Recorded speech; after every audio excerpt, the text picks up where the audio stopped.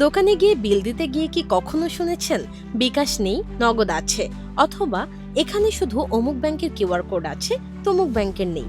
এই ঝামেলার দিন শেষ হতে চলেছে। 1 জুলাই থেকে দেশের সব মার্চেন্ট পয়েন্টে বাধ্যতামূলকভাবে চালু হচ্ছে বাংলা কিউআর। বাংলাদেশ ব্যাংকের এই উদ্যোগের লক্ষ্য একটি কিউআর কোড দিয়েই যেন সব ধরনের ডিজিটাল পেমেন্ট করা সম্ভব হয়। এর মানে দোকানে আলাদা আলাদা বিকাশ, নগদ বা ব্যাংকের কিউআর খুঁজতে হবে না। একটি বাংলা কিউআর স্ক্যান করেই যে কোনো ব্যাংক বা মোবাইল ফাইন্যান্সিয়াল সার্ভিসের অ্যাপ থেকে বিল পরিশোধ করা যাবে। বাংলাদেশ ব্যাংক বলছে, এটি নতুন কোনো অ্যাপ বা নতুন কোনো মোবাইল ব্যাংকিং সেবা নয়, বরং সব ব্যাংক ও এমএফএস-কে একই প্ল্যাটফর্মে আনার একটি ব্যবস্থা।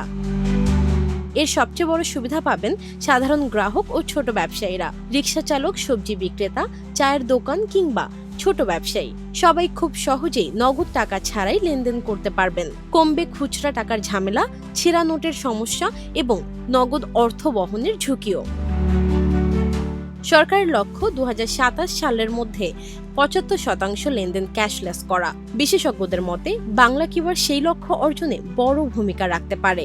এতে বাড়বে লেনদেনের স্বচ্ছতা, কমবে কর ফাঁকি, এমনকি কাগজে নোট ছাপানোর ব্যয়ও কমে আসবে।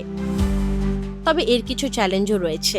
গ্রামাঞ্চলে ইন্টারনেট ও স্মার্টফোনের সীমিত ব্যবহার, ডিজিটাল সচেতনতার ঘাটতি এবং সাইবার জালিয়াতির ঝুঁকি এখনও এ বিষয়ে বড় বাধা। তবুও এক কিউআরে সব ধরনের পেমেন্টের এই উদ্যোগকে দেশের ডিজিটাল অর্থনীতির জন্য একটি বড় মাইল ফলক হিসেবেই দেখছেন সংশ্লিষ্টরা।